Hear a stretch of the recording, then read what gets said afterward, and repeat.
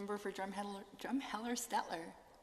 Thank you, Madam Speaker. It's indeed a pleasure to rise and speak today, and I thought I might bring a little brevity to the comments this afternoon because some of the members opposite aren't necessarily as familiar with some of the rural acronyms and some of the rural things that happened. And to some members who, of the government side who represent primarily rural ridings, I'd like to relate a story that happened to myself and a good friend of mine when we traveled to Broken Bow, Valentine, and I believe it was Glendive, or Glendive is in Montana, but Broken Bow and Valentine are in Nebraska.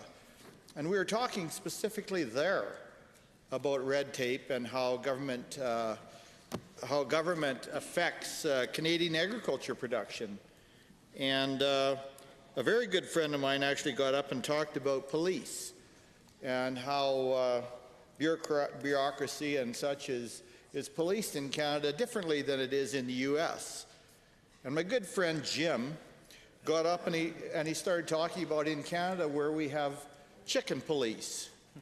We have supply managed, so if you have too many chickens in a commercial operation, an organization will come out and make sure that you don't have too many chickens. The chicken police. That same agency also has egg police. We have supply managed egg production in Canada, which they do not in the U.S. We also have milk police, so that under supply management you cannot produce under commercial operations milk more than the quota size that you're allowed. Madam Speaker, we also have or have had wheat police.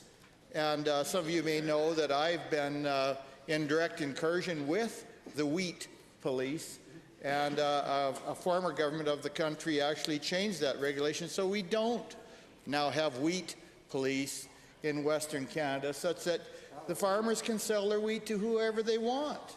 They don't have to go through a government agency to decide who and where and when they can sell their police. In the constituency of Drumheller-Stettler, we have a government agency known as the Special Areas, and they have grass police, so that the man comes out and actually assesses the grass production on your property and decides when, where, and how you can graze your cattle.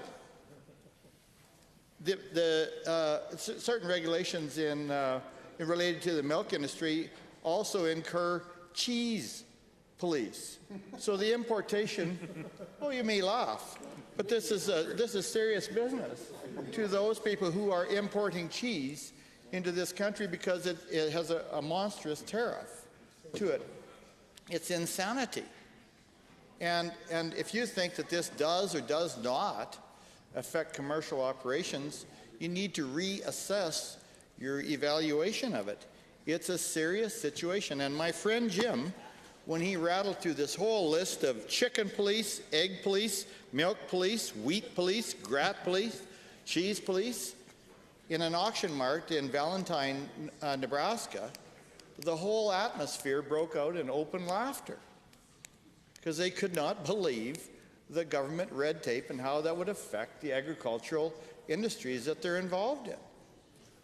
So I want people to, and I know there are some members from international heritage backgrounds, as am I, that need to realize that sometimes government regulation actually can negatively affect commerce. And that's what this amendment is trying to do. And that's what, with all seriousness, and maybe you have cousins who are involved in the police industry, I don't know, maybe you have cousins that are involved in the egg police part, or traffic police.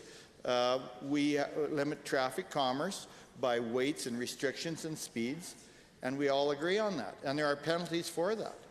But the cheese police, for example, travel around and talk to people who import cheese at the borders. Now, does that sound like a sane thing for business? So we need to reevaluate, and we need to reevaluate the members' intention to the amendment here. So I'd ask that you give it serious consideration and support the amendment that's before you. Thank you.